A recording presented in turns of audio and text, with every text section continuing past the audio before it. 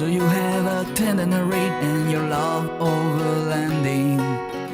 You have plans to do it big on the trails and some super glamping. One ideas, deep news and reviews, a podcast the first rate and here just for you. You don't have to think about it, join us and be about it. Something interesting we want to hear about it, come on let's talk about it. Welcome to Waypoint Overland's Random Waypoints Podcast.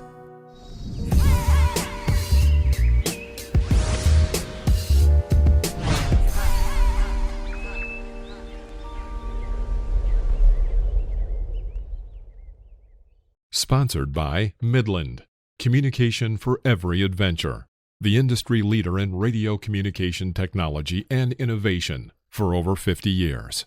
Sponsored by MYMEDIC. Sponsored by TEMBO TUSK. Sponsored by Shower Pouch. Sponsored by DMOS Collective, mission built and made for mobility. Sponsored by BrewTrek. Sponsored by Hard Impact Designs. Always remember, the opinion you follow should be your own. Just consider the things stated here to be a second opinion from a complete stranger online. How long have you been down there so far? Well, I've been down here in southern Baja since November, actually. So I'll be going on 6 months by the time I'm out of here. So how are you getting along with your neighbors? It's funny you say that because where I'm located is in a dry riverbed here in Los Frailes. And how do I say this? There are regulars, meaning that there's been people coming down for 20, 25 years. And then there's transients. I call them transients, largely the van life and overland community that wanders around every winter in Baja. You know, we've had an event down here that had 1,200 trucks at it in February. So there's a lot of people moving about, as you would expect from Canada and US, because it's cold up there, right?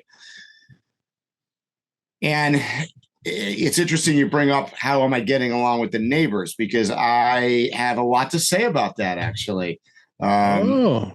Because neighbors are, I like that word, Phil, because neighbors to me are anybody that is around you, whether you come in contact with them here in Mexico or Wyoming or anywhere. When you're on the road or traveling, whether it's full-time or part-time, you're interacting with people, right? And that's what neighbors are. And I think maybe I'm wrong here, but I think you're going to agree.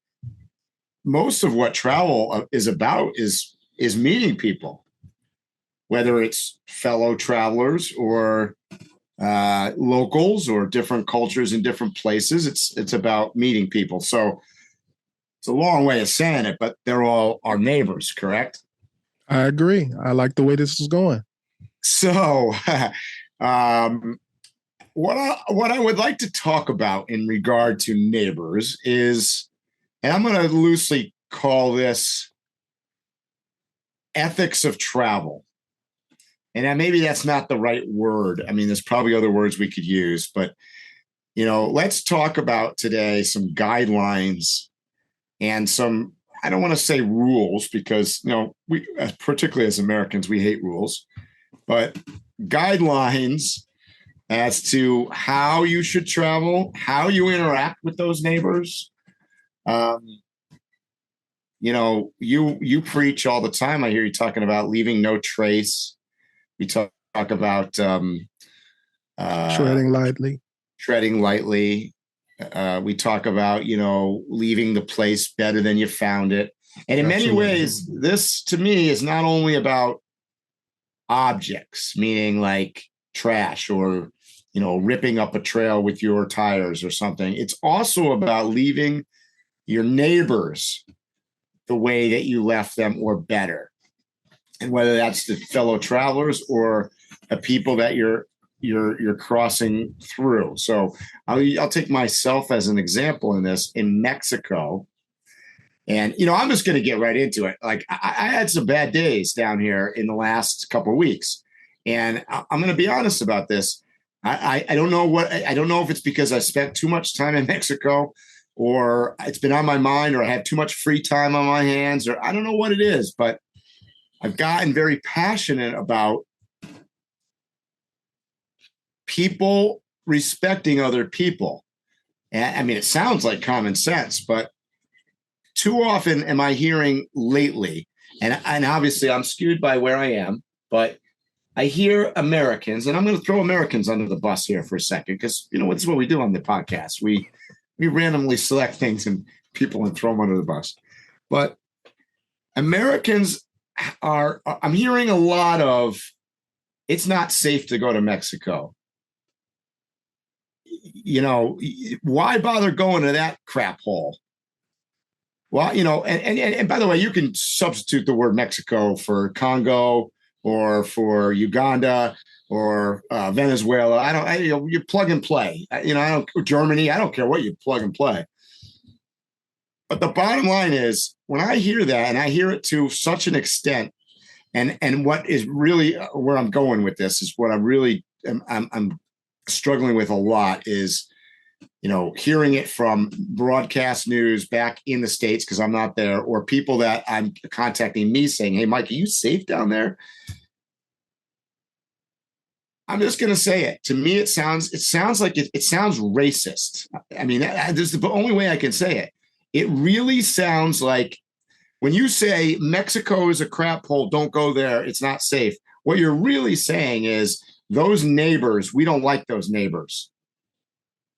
To me, that's what I hear. And I know that's taking a hard approach.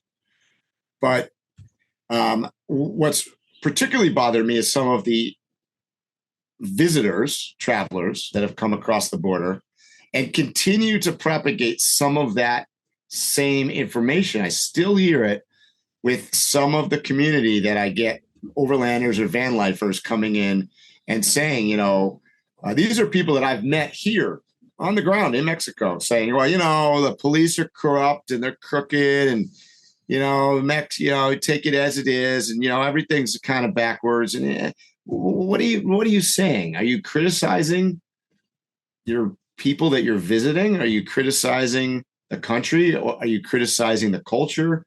Why are you here? That's really, like, why are you here then? So I don't mean to be a negative Nelly here, but like, it brings up the bigger conversation in our overland community. What does being a good steward of the name overland, and what is being a good steward of the name traveler or nomad or full-timer or weekend warrior or whatever, what does that mean? And that's something that you and I have, at different podcasts, have talked about over the years. Whether it's tread lightly or leave no trace, or you see, like, I'll give you an example. Like, I'll walk to the trash here, and if I see something blowing in the wind, or a can of beer that's been discarded, I pick it up, I put it in my bag, and I take it to the trash. It seems like common sense. And that's a small piece of respecting where you are, whether it's your own backyard where you live or somebody else's backyard. But this all goes back to neighbors, right? And how do we become good neighbors, whether they're our neighbor country or neighbor van lifer parked next to us, or neighbor rancher that has lived on this piece of property for 500 years. And I'm, that's the ugly side of America, if you ask me.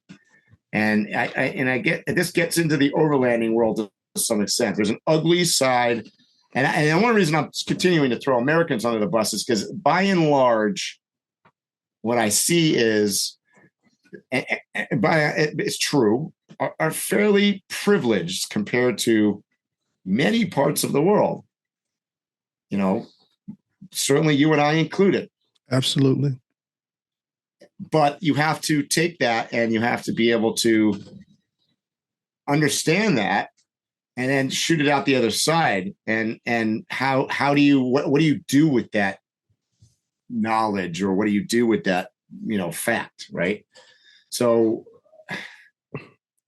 well, I'll stick to the analogy of the neighbor. I think that's a very good analogy. I've lived a few places and I've had lots of neighbors, and I haven't liked every neighbor that I've had, but there's a level of respect I gave them no matter how I felt about them on a personal level. So the racist portion about what you talked about, there's really no solution. If a person has that in their heart, or they judge people, the first criteria that they use to judge an individual is the color of their skin. There's nothing I can do. There's nothing I can contribute to the conversation about that.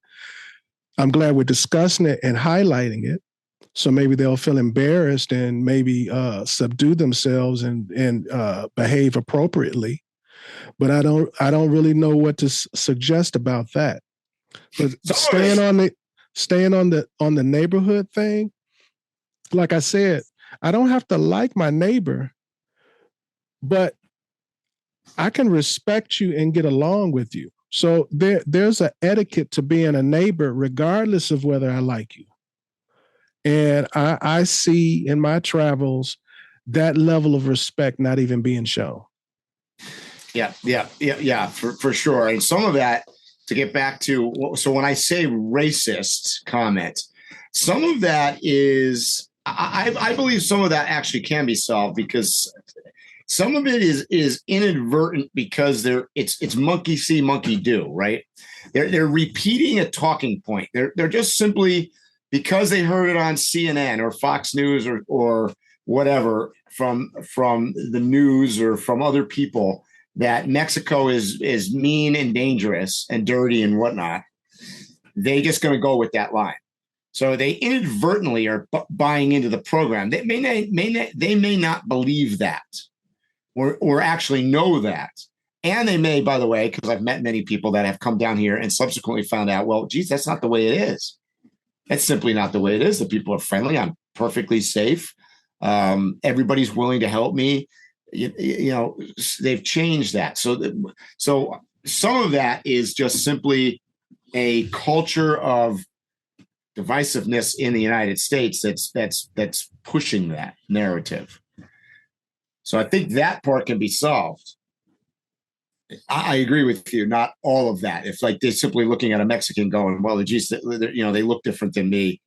I hate that. Okay, well, that's not solvable. That's just dumb, right? I mean, I don't know what else to tell you there.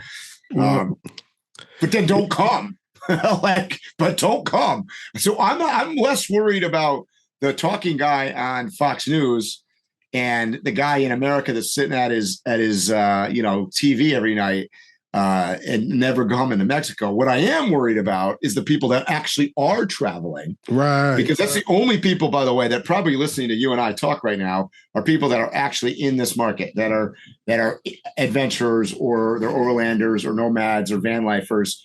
Those people I do care about, because those people I want to be good stewards of our community.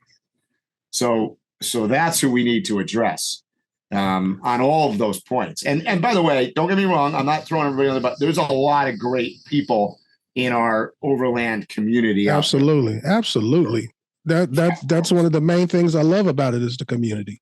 So I agree with that, but there's always a bad apple. It's just that simple. Yeah. And some of this goes back to what you have preached over and over and over again, is training and learning. What I'd like to be able to talk to right now out there for all you guys listening is, what are the basic steps that all of us should be taking to ensure that we are doing the right thing and being good neighbors? So you want to kind of like run down some just basic etiquette? Yeah. We can go back and forth. Because one of the first things I can think of is to not to steal. And I don't just mean not to steal, but we will just pick up a historic trinket and try and take it home. So that's one thing. respect people's history and don't try to take souvenirs home with you unless they're for sale. So that's physical. So what we're talking about is physical. You visit places, it is not your place to take back rocks or carvings or, I tell a story. Many years ago, I was in Guatemala on a Mayan pyramid tour. And somebody in my group started carving their initials in the pyramid. You can't make this stuff up. It sat there for what? Thousands of years. And so that brings another thing I could think of is obviously if you're at a pyramid on the steps, you're literally touching the artifact. But if you know it shouldn't be touched, you shouldn't be touching artifacts. I have been many places where an American has walked around a rope, a fence, whatever it is, and just go right up to something and touch it. Yep. I mean, something that's like maybe thousands of years old that nobody's touched in years. They use white gloves to touch it, and they literally walk around the rope and touch it. I've seen stuff like that many, many times. Sure. Yeah. So there's a physical element, like, respecting the local environment that you're in, it doesn't matter whether you're in Wyoming or, Egypt. It's respecting. The way I look at this and the way I look at it from a physical standpoint, land, we're all stewards of land, right? Even when you buy, because I hear this discussed all the time. In fact, I'll take it down to the kind of what I'm going to call a stupid level. Mm-hmm. Here in the Arroyo, there are regulars, some of which camp on the beach. Some camp up, whatever, it doesn't matter where you're camping. There are people that think that they own the plot of sand that they camp on. And if somebody comes in and pulls up, within 20 feet or 21 and a half feet or whatever their predetermined thing in their mind is, that you are too close, you're infringing upon their, whatever. Now, I am perfectly accepting of when I roll in somewhere, common courtesy is to kind of look around, get the lay of the land. Things out. Yeah. If there's somebody camped there, maybe, it can't hurt to walk up to their rig and go, hey, I'm thinking about camping right here. Is that okay? Is it blocking your view? I mean, whatever, right? But we don't own the land. The person that's going to get mad at you doesn't own the land. You don't own the land. In fact, you could buy a 20-acre lot right down the road here. You don't own that land either, really. You were only going to be on Earth for a finite period of time. You're a steward of the land, right? But to think that you own part of Earth is a weird concept, right? It's a mindset thing. I agree with you 100%. Well put. Another way that we disrespect, at least in my opinion, this is probably going to be controversial to some people, but we dress very disrespectfully.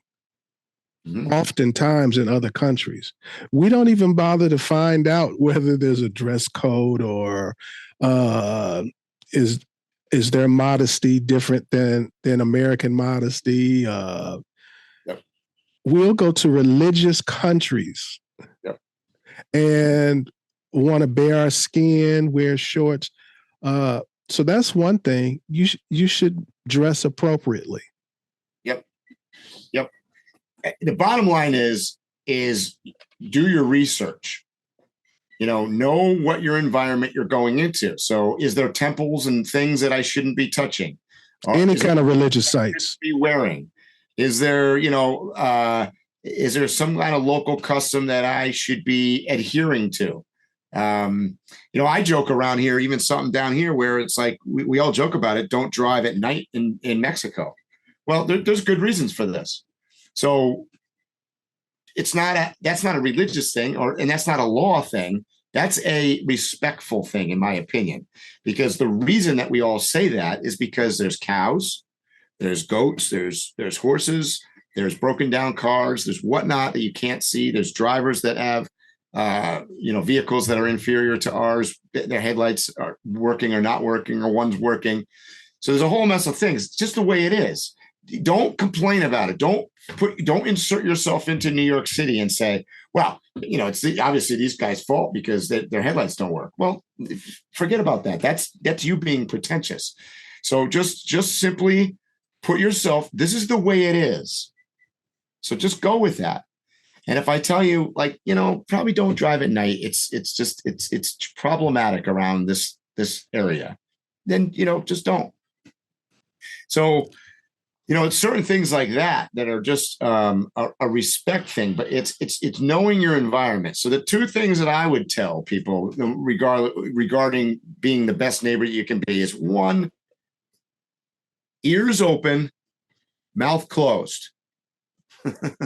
Right? Listen before you speak. And, and the other thing is just shrink and be small. Like that was I lived, it's a weird concept, but I lived that way kind of in Africa, where I went around and, here I am, basically a white guy going around in Africa. I stick out. And I tell this story. The first time I went over there, I'm traveling with this 6'6" white guy with blonde hair. I mean, talk about standing out. I mean, we went to this pygmy village in Uganda somewhere. And I mean, he was 3 times taller than the next tallest guy. And he was going to stick out. But shrink down and just be respectful and just listen and wait for cues and look at your surroundings. And then, don't go in there with like a bull in the china shop and be like, start pounding out your demands or just being the center of attention, because it isn't all about you. And I think that's one of the beautiful things about travel. It's not supposed to be about you. It's supposed to be about the places and the people that you go to. Right. Right. So make it that way. So what would I have an idea in my mind, but I would like to hear what you think is the most common bad thing we do as tourists. Well, I mean, there's lots of them. Where do I start? I would say the first thing that we do is that we assume that everyone should and has to speak English. Yes, that was mine. That was mine. Yeah. Oh yeah. That's the first thing. And have an attitude about it. And have an attitude about it. Yep. I tell people you're better to, stumble your way through, I get it. Trust me. I struggle all the time, whether, right now, obviously it's been a lot of Spanish, but, I've traveled through French speaking countries and Arabic countries and whatnot. You try. Like I went through an effort. I remember in Africa, I went through the effort of learning the Arabic, all the numbers, so I could get on the correct bus, and I wouldn't have to be begging some guy on the street corner all the time about like, what bus do I get on and how to, and trying to find the next guy that spoke English. So I took it upon myself. I learned their weird, squiggly looking numbers. And finally, after, admittedly went on the wrong bus like 4 or 5 times. And I'm like trying to go this way. And next thing I know, the bus is going that way. I go, oh, damn it. Got the number wrong again. But try. And you're going to suck at it. Hell, my Spanish is, quite frankly, atrocious. But I always start with, whenever I see anybody down here, I always greet them in Spanish and try my best. If I'm at a restaurant and order things, I try. If I've got a menu in front of me, this is a great example of this, because you get into a tourist place and typically the menu, there'll be 2 sides of the menu, right? You got English and Spanish. So if I'm going to order the item, I always order the Spanish item. It's the same item, but I'll say it in Spanish. And even if I'm mispronouncing it or whatever, I'm trying because that's their native language and I'm in their place. So that's what I try to do. It isn't I don't go in there and be like, well, it's very nice of them. They put it in English. And so I'm going to order it in English. Well, yeah, you can do that, but that's not, I'm trying to practice Spanish. So that's got to be number one. And you shouldn't be doing it to receive a benefit, but you'll be surprised some of the experiences that you have when you attempt to do what you just said with the language. That'll be the person who will recommend an event at the marketplace. That'll be the person who will tell you about another restaurant or a trail to go on or a beach to camp on or something that you would have never known about, just because you showed a little respect and showed a little effort. I try these little things. I play little games with myself. This season down in Mexico, I made it a point to try to understand and learn and hear numbers better. Because what I would do is I'd go to a market and you go through the grocery line, and then they tell you, how much your groceries are. And they know, and they usually turn the little computer thing around so you can see it. It's like, 520 pesos. But I've learned, so I play this little game with myself. I don't look at it, and I listen. And a couple of times I've had to have them repeat it. And so I'm forced learning, because I was struggling with particularly big numbers, if it's 200, 300, 500. So I just play these little games, and the ultimate reason for it is to try to fit in, right? So, and that's kind of like what we're talking about at the beginning of this podcast is neighbors, right? How do we deal with neighbors? And fitting in has a lot to do with getting along with people, right? Respecting how they are. What is my neighbor doing that's parked next to me? Here I am. I pull into Wyoming. I'm in the Flaming Gorge, and there's a van that's parked, I don't know, we'll say 200 yards away. Well, they're my neighbor now. Maybe they won't appreciate me putting on my dancing lights under my truck at 2:00 in the morning. I don't know, whatever it is. Maybe they were setting up their telescope to look at stars that night or whatever. So it's just being cognizant of your surroundings and trying to fit in best with everybody. And yes, it works both directions. You certainly hope that they would do the same. And this is, I guess, why we're doing the podcast. So somebody out there in cyber world hears this and says, oh yeah, maybe I should do this too. Another transgression that we do internationally, that this is an observation. I don't know if there's actually any kind of stats, because I often see Americans smuggle things a lot, whether it's in or out. And the reason I bring it up is it's usually, I don't mean like they're doing something really criminal. They'll bring a joint across a border or some other kind of mild drug like that. And I just wanted to mention that, first of all, it's disrespectful to be bringing something into someone else's house. Mm-hmm.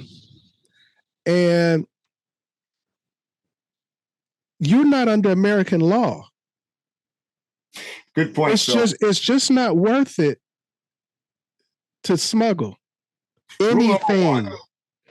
You are under, and I know we've touched on this on another podcast, and they'll probably kick us off YouTube or something for talking about it again. But when you're in another country, you are subject to their rules, their laws, their punishments. If you don't like them, don't go. So, I'm not going to travel to Afghanistan right now because I'm not comfortable with their rules, their laws, or their punishment. So I'm going to choose not to go. But if I did choose to go, then you are subject to those things. And as an American, it's not an American necessarily system of punishment. It's not an American system of justice. It's none of these things. But we have zero right to demand and stomp our feet and say on an international stage that, this is terrible. This is a human rights abuse, blah, blah, blah. Now, it is. I don't disagree with that. And, yeah, do I think that XYZ people are doing the right thing? No. But you also have to, as a traveler, you have to realize that this is the way it is. So, obviously we talked about it before. There's the big news thing where where the basketball player, the woman went to Russia and then got arrested and thrown into jail, and we bailed her out and blah, blah, blah, that whole thing. Well, the bottom line is, yeah. I mean, do I agree with Russian law? Do I agree with Russian criminal system and jailing and what she got for the offense that she did? No, I don't. Do I think that she should have went to jail? Yes. Do they have every right to do that? Yeah, because that's their system. If you don't like it, don't go. And certainly don't break the law. And I tell people, people ask coming down to Mexico, can I bring drugs? Can I bring guns? Can I do? Look, no, the law is this. I don't know what to tell you, but if you break the law and you end up in a Mexican prison somewhere, then don't expect the American government to try to bail you out. I'm sure they will, but that's not something that's just us being pretentious and throwing our weight around and stomping our feet and saying, well, we'll bomb you if you don't give our people back. But the reality is that that's no way to be a good neighbor. I agree. Another thing that we do a lot, we do it even here in America within our own borders that are travelers. Trespassing. Mm-hmm. We are notorious trespassers. Mm-hmm. I can't tell you how many overland rigs I have seen circumvent gates, fences, signs, obvious things that maybe aren't. Because I've heard people say before, well, I could go down there because there's no sign telling me I can't.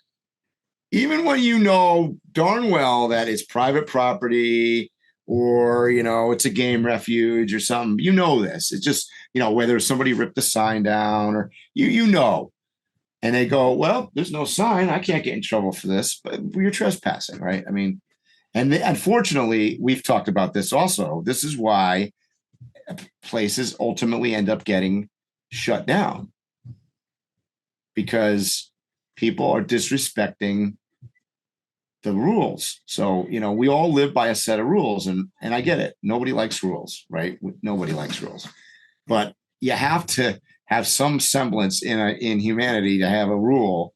I mean, this is how we all can coexist together and be good neighbors. I agree. I'm glad you brought this up. I think this is important. It's not talked about enough. No. And when it is talked about, it's talked about as though we're in the right. Yep. So that's what bothers me more than anything is that when it is talked about, it's never, we never give ourselves the true tongue lashing that we deserve. Well, there was a story a couple of weeks ago. In fact, I think, I don't know if I mentioned this on a different podcast or I was talking to somebody. There's a thing up in, there's a couple going on right now, but there's one in particular outside of Bend, Oregon, where they're trying to shut down a public land to access to, vehicles because of trash, right? Vans coming in there, dumping trash, whether it's the quote van life community or it's just, homeless people with a van or who knows what the scenario is. The bottom line is with the argument that I was hearing from many in the overland community, and this is how I was approached, was to sign a petition to fight the closure of the land. And on a constitutional level, they were saying, you can't close public land to the people. It's public land. Well, okay, that's sort of true. They weren't suggesting that they were going to close the land. They were suggesting they were going to close the land to motorized vehicles. That's not the same thing as closing the land. So you and I still have access, whether if we want to go bicycling or hiking or whatnot. So they weren't closing the public land. They were closing it to motorized vehicles to cut down on the thing. And of course, my response was, well, I'm not going to sign that petition because clearly there's an issue. It's going on. And just because I happen to drive a rig and I'm an overlander does not mean that I necessarily agree that we should all have vehicle access to every single place on the planet. Go figure. I guess I'm on the wrong side of that argument, but that's just a fact. Well, there's also another side or angle to this too, and that is handicap or people with disabilities.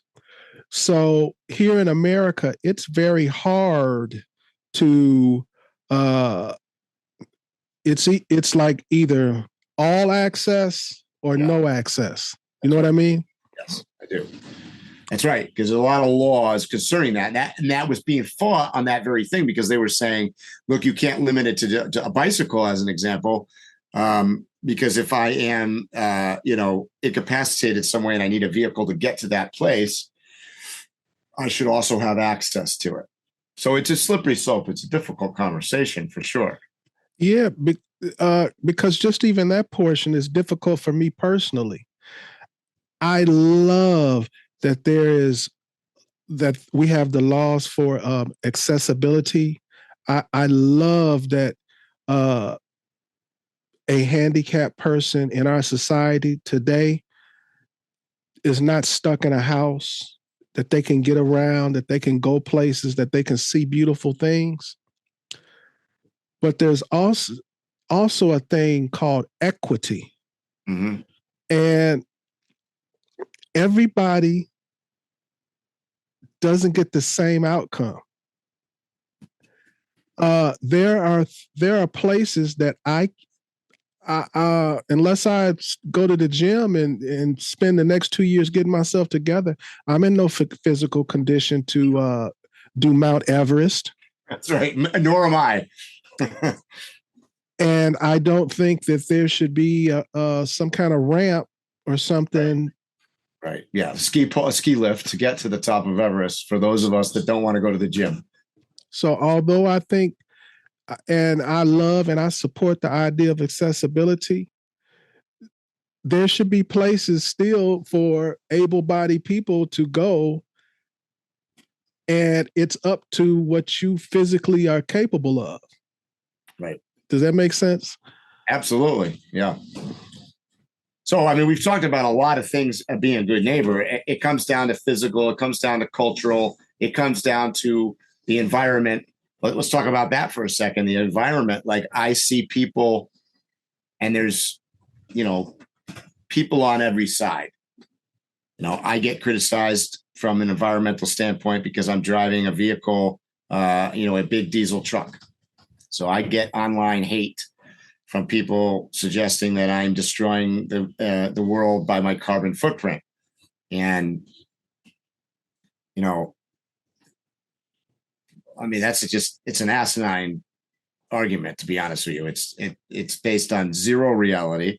I had a guy last week say, you're destroying the world for my grandkids and my children. And I said, well, buddy, you had 4 grandkids and 2 kids, and their carbon footprint is obviously way bigger than me being a single guy with no family. I live in a truck. I live on solar. I had a house before, which in New England I had fuel bill and heat and driveway plowing and all this stuff. So my carbon footprint is way lower than it was. So your argument is based on just a total load of bullshit. Well, that argument has so many different layers to it. I mean, take the average. What did you say? He had 3 kids. He's married, right? The average family like that, how many times a week do they spend $20 to have some little small item from Amazon shipped to their house in 2 days? Yeah. Or go to the gas station, or go to the grocery store, or probably a family of that, right? They're teenagers. Now they've got 4 cars and, blah, blah, blah, blah, blah. It goes on and on. Right. I mean, when you really start adding up, really adding completely up people's footprint, you'd be shocked at who is actually doing what. Because you're in one place for considerable amounts of time. It's not like you're just driving around every day, all day, like, whereas a person living in a home, like my heat is running continuously. Right. I have like fireplaces. Even when the fireplace is running, I still have heat on. Yeah. Yeah. So, I mean, that's the thing is, so what I'm trying to get at is you got people coming from all directions on the environment. As good stewards, we have to meet in the middle somewhere, and we have to do the best that we can do. And that's my point. I'll give you another weird example that comes up down here. I have determined, and, somebody out here is going to probably send us a nasty gram. Good for you. But I've determined that carrying massive amounts, maybe a strong word, but I carry paper plates and paper towels and disposable, silverware. And I use that. Now, generally speaking, I'm kind of against that.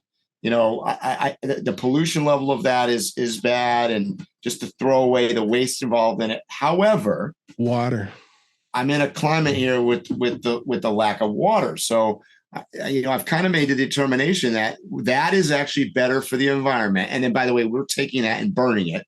So we're not creating, and I'm staying to paper and cardboard products. So it's not plastic or whatever, but I'm burning those. So we're making a fire at night and we're burning our trash and whatever. So it's not compiling trash anywhere, but that's better than using water, because we're in a place where water is gold. So, so you kind of have to look at all of those things. Now, if I'm in, I don't know, Oregon or something, and the water is not an issue, then I have plates and I have silverware, and don't use throwaway stuff, because that is harmful. It's obviously factories making it and whatnot, but you have to look at the whole picture. And that's my point. You got to look at the whole picture. And circling around, I know we're all over the place like we always are on our podcast, but all of this has to be about being with good neighbors, right? So, when I come to Mexico, so as an example, I bring those things across the border, back to the paper towels and stuff, because down here, they don't sell paper goods. They sell styrofoam. Mm-hmm. And I was like, oh, no, styrofoam. Now, I know that's not good. I thought that was banned years ago.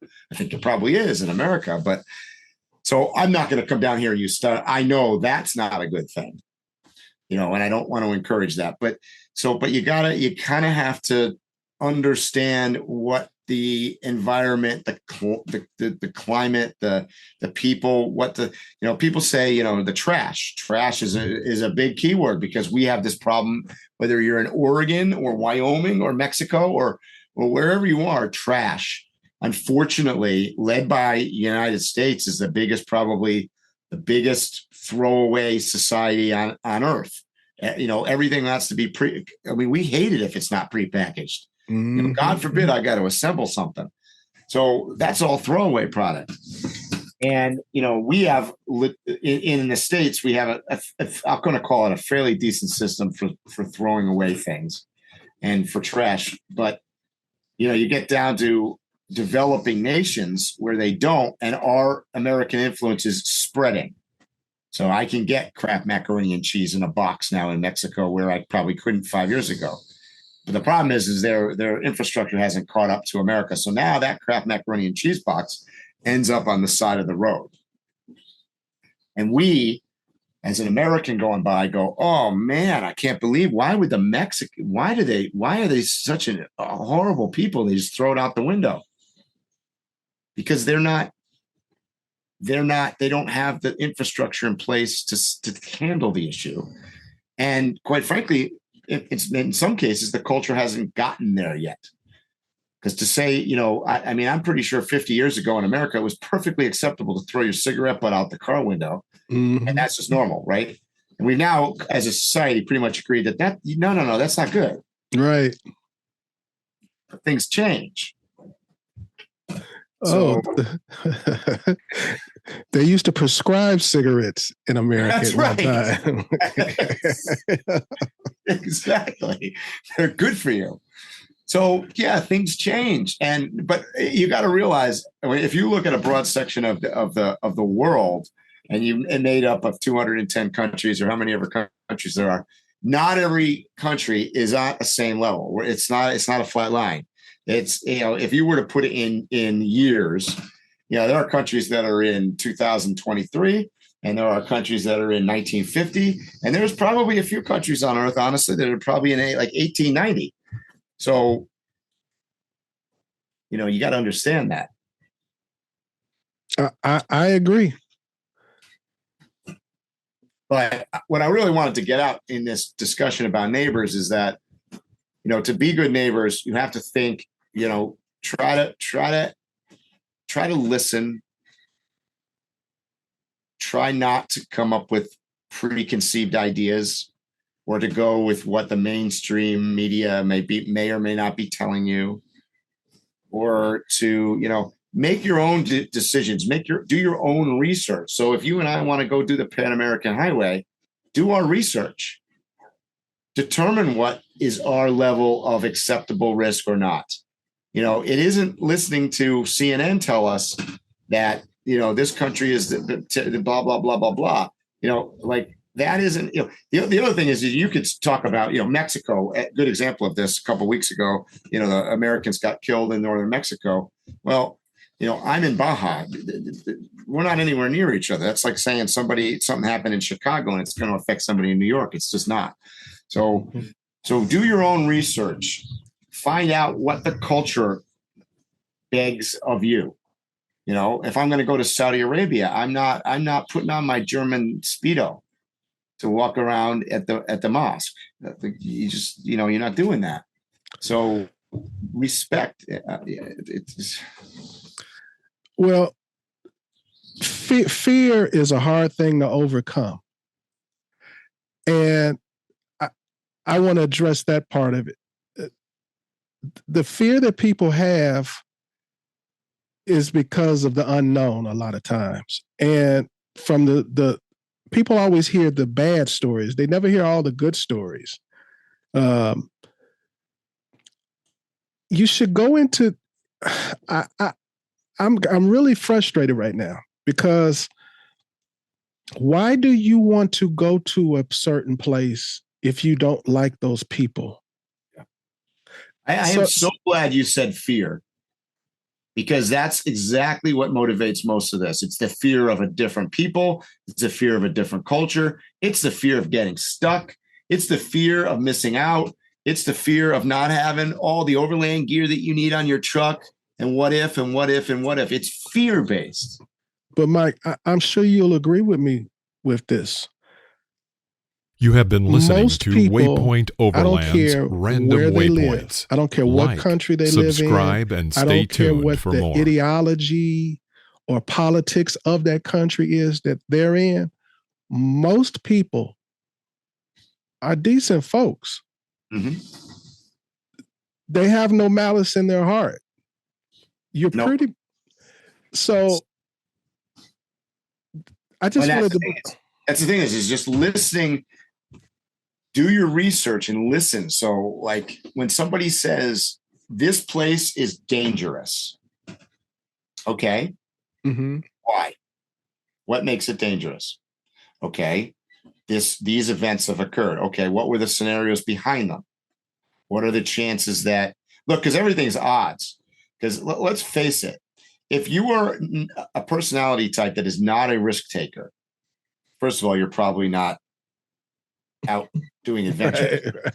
So, but if you're a certain personality type that is not a risk taker, then your level of risk adverse things is going to be different, right? And ultimately, if you're going to protect yourself from everything, you're never leaving your basement, right? And we saw this during COVID. We saw a lot of this occur where there was varying degrees of what people were. Some people would not leave their basement, quite literally. And then other people were just, well, whatever happens, happens. And, exposed what people's true, what they really were. If a person really was an explorer in their heart, yep, they went out. If yep, they were really more a hermit, they stayed in. I really noticed that during COVID. Oh, for sure. And that's the thing is, so do your own research. Determine whether it's COVID, Ebola, or just simply going to Mexico. You're weighing a bunch of things on a piece of paper and then making your own determination. So, if I look at I'll use myself as an example. I'm fairly I'm a risk taker, I guess. To most people, I don't really consider myself to be a super risk taker, but compared to a lot of people, yeah. okay, I'm going to go to Mexico. 2 people were killed in Matamoros, 2 weeks ago. What's the scenario? I look at it and go, okay, now I wouldn't have gone to that town. I wouldn't have gone to that town 2 weeks ago or 2 months ago or 2 years ago. So it wouldn't have been on my radar because it's not, it is not legitimately, it is this area that's probably not that safe. Not the same as going to Baja. I'm going to go to cross the mainland. Okay. I've been to various states. In fact, some of them were drug cartel, what I would call drug cartel controlled states. That in itself does not mean I wouldn't go there. The facts, this is Mike. Now, this is me talking. The fact that the drug cartel controls the society does not mean that I wouldn't go. It means that I'm going to analyze that. And I have, because I've been to a couple of them, and I did analyze it, and I found that, in fact, that the society was actually less of a risk going there because it was more controlled, and they were more effective, to be honest with you, combating crime than the government was. So those areas were acceptable. And yeah, would you go through an occasional checkpoint that you would come through that was controlled by the cartel? Yeah. And you do what they said. And they say, they would do a regular vehicle inspection, just like the federales would. And okay. And they go, yeah, okay. Do they want to mess with you? No. No, you're a problem to them. Yeah, of course. Go on. And So let us continue our business. But I understand in America, if CNN was having this discussion and they were putting it on the TV, they go, well, you don't want to go there. This is controlled by the drug cartel. Well, on the surface, you go, oh, that doesn't sound like where I want to go. But do your own research. And then, you tell me after you've done the research, and even more importantly, tell me after you've traveled there how it was. Because I can tell you, I've talked to probably 20 people this season alone that have traveled through like Sinaloa and come over the ferry, and every one of them enjoyed it. Said, no problems. It was perfectly fine. But government's going to tell you not to go there. So, do your own research, find out your own things. Don't assume that, when I hear a comment like, well, all the cops are crooked. Did you hear that somewhere? Do you know that for a fact? That's not true. It's simply not true.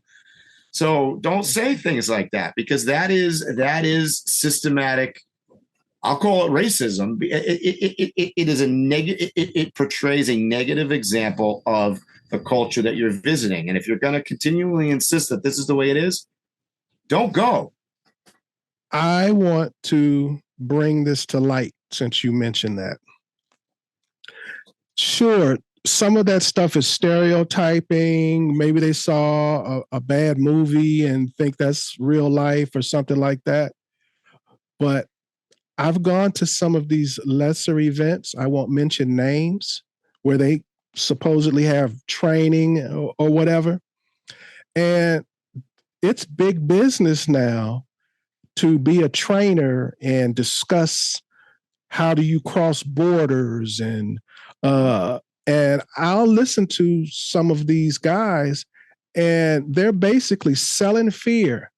Yeah, they're making it like these checkpoints and these border crossings are like World War II or something.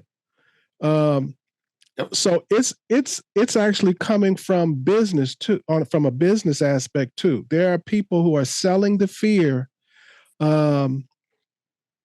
Maybe they've done the trip once themselves. They come back and then they go to these little events, and then they teach about how to cross the borders, and almost their whole spiel is how dangerous it is. And they give these scenarios that it didn't happen to them, but they tell you about these 10 different scenarios. So that I just wanted to bring that to light. It's actually coming from people who are trying to make a business out of it. There are even some people who are selling the fact that we'll teach you about the border crossings and we'll take you on a trip to Baja and get you across the border and back. Yeah. And unfortunately, it's sad because it's indicative of what you see on television in the States. And I wouldn't just throw the States under the bus here. There's other countries that do it too, because media is a big business. So the more drama and the more pot stirring and the more fear mongering that you can put out there, the better, the more you get paid for commercials, right? So, I mean, it's kind of the same concept. But as overlanders, we should not be partaking in this. And then that to sum up our conversation today in today's podcast, and being a good steward of both the land and the overlanding community in general, and being good neighbors, let's not be a part of that program. Let's do our own thing. Let's respect where we go. Let's respect the people. Let's help with trash cleanup. Let's, not destroy trails and get them closed down. Let's all work together as neighbors. We can all get along and, help each other out. And those are the things that I think that make travel the best. Like, I know for me, it's always been about the people. It continues to be about the people. And, that's, and when it comes down to it, that the people are neighbors. So let's all work together. And I think that is the most important thing, in this discussion by far. Well, it's reaching critical mass, because I was reading some statistics about travel, and they were saying something about like in 2017 there were 1.5 billion departures. Yeah. And in 1970 it was like 235,000 versus 1.5. So, and it's going to keep increasing, and it increased even through COVID. So these things are going to exponentially get worse and worse if there's not some change. Because there's two things going on there. One, it's increasing the travel and increasing the interaction, but it's also, it makes the world smaller, right? So you get that culture. It's easier to have clash, because you and I can get on a plane and we can be in a country within a matter of 24 hours, anywhere pretty much on planet Earth. That's totally different from where we are today. And that didn't exist necessarily 50 years ago. So, our accessibility is increased, and accessibility comes with the need for the respect side of it. The fact that, I have Starlink on the roof of my truck, and now I can park in the middle of a desert in Nevada, means that I couldn't have done that 3 years ago, or less people could have done it 3 years ago. And what does that mean? Well, the impact to that deserted desert in Nevada now is exponentially more at risk than it was before. So in order to balance that, we have to realize that fact, and we have to do something about it. We have to be proactive and make sure that we're respecting whatever needs to be respected in that particular location. And one of the things that could happen fast or immediately if we don't change quickly is Americans being restricted from travel. Mm-hmm. If you remember during COVID, a lot of countries started allowing travel back and forth, and the only people who weren't allowed in their countries were Americans. Yeah. Now, if you believe it was only for health, right? It was, we don't have to bother with you right now. Right. So sooner or later, it's going to reach a certain level where certain countries are going to be like, there's no recreational travel to our country. If you're not here for business, don't come. Yeah. Yeah. And unfortunately, a lot of this, we haven't mentioned the word, but a lot of travel and a lot of issues and a lot of, the conflict is caused by money. I mean, money is the driving factor behind everything. So, even here,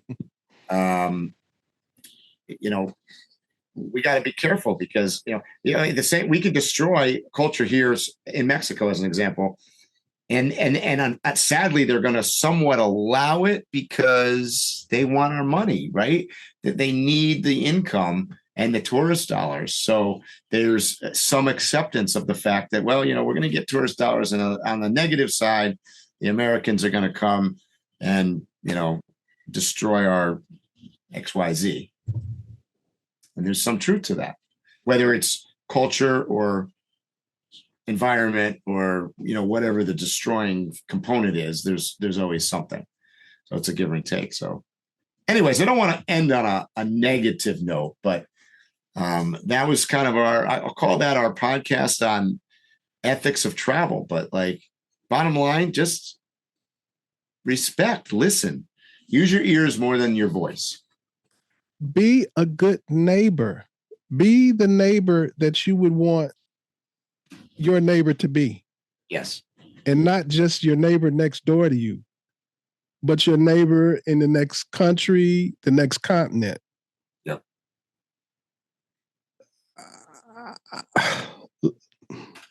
I believe in love.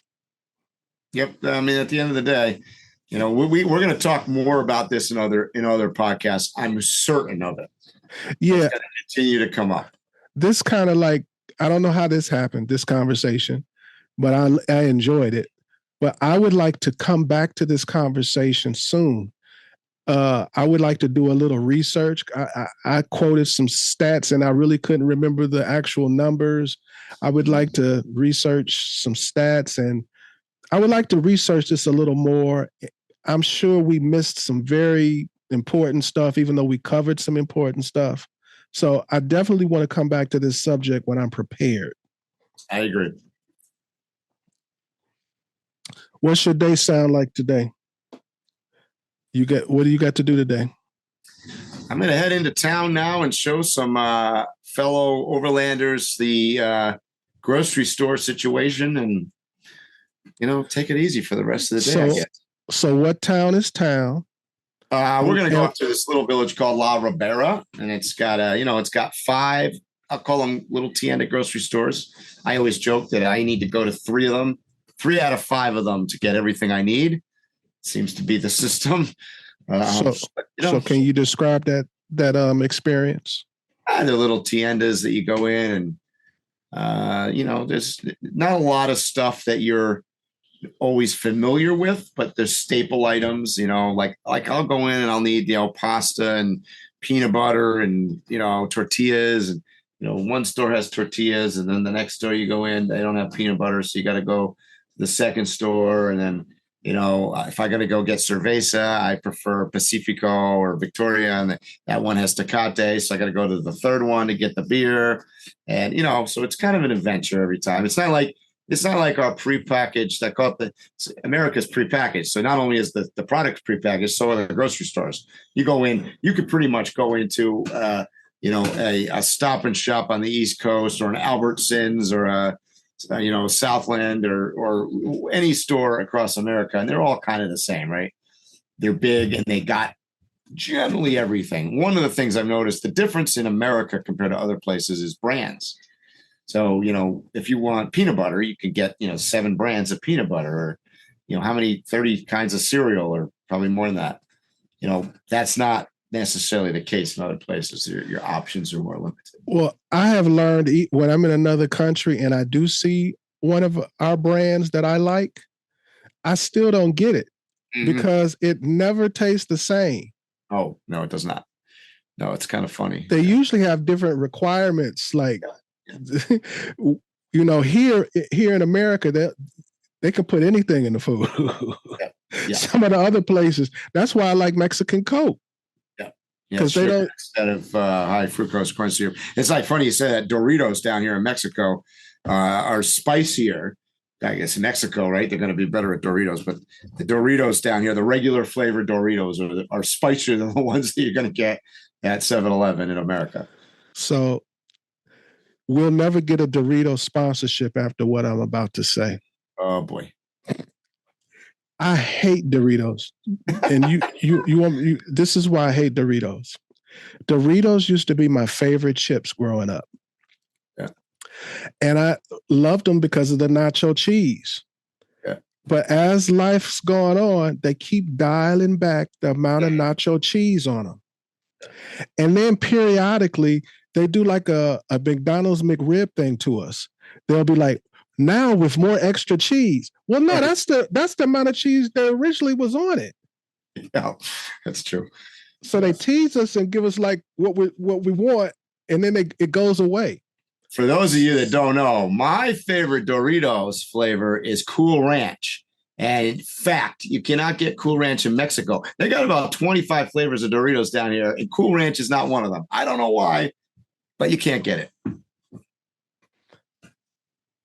Anyways, that was the most important part of the podcast. Sponsored by Doritos. Maybe they'll listen. Maybe this will go viral, and we'll be the people who made it happen. Yep. All right. All right, Mike. Thanks for talking with me. Is there anything else you want to say before we get out of here? Be a good neighbor. All right, everybody. You know what I'm going to say. Stay safe, tread lightly, and hopefully I'll see you here or on the trail soon.